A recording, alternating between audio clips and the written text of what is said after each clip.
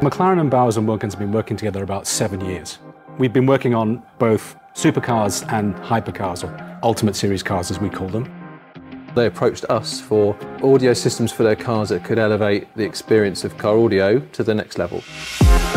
We're both pretty good at what we do in our respective spaces. But I think more than that, it's about the pursuit of that perfection from a technological perspective, from an innovation perspective. That makes us very comfortable with partners in that space. We think about performance first, and then price points are an outcome of that performance level. And I think that's a similar way of thinking about McLaren. The delivery of performance puts them in a luxury space, but that's not necessarily what either brand seeks. It's just how we operate and how we think. Bowers and Wilkins are there right from the start, looking at where we need to be positioning speakers and speaker grills to create the optimum listening environment. The McLaren engineers are fighting for every gram of weight that they can save, whereas we're fighting for as much real estate, as much volume as we can get. And those are two conflicting areas. We're both going to fight for what we think is right. But I think that's how you make a better product, and I think that's been the outcome. It's got to be the best on the market.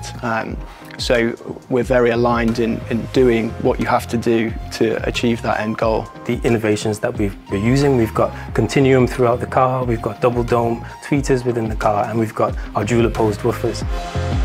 A cursory examination of a McLaren car, and you really start to understand the choices that have been made in terms of process and materials.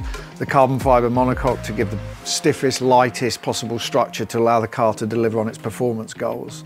The same applies for Bowers Wilkins in the way that we approach our products. Everything is in service to the outcome and the performance. I think both of us have that very pure, understated, rather sophisticated approach. The headphones themselves are just a natural progression in the relationship. We've leveraged a common platform in terms of a lot of the internal componentry and architecture which is established with our very successful Px8 headphones.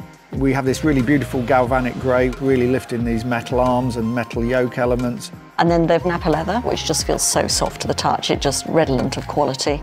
And that's really in harmony with the papaya anodized decorative band which runs through the headphone, which really draws you to the user interface. But also as a little kind of almost secret hidden surprise when on the inside of the earphones, then you've got your little flash of papaya that's a very private element just next to your skin. I think it is absolutely that perfect intersection of the two brands' ideologies. The listening experience, I mean, Bowers and Wilkins just blow me away.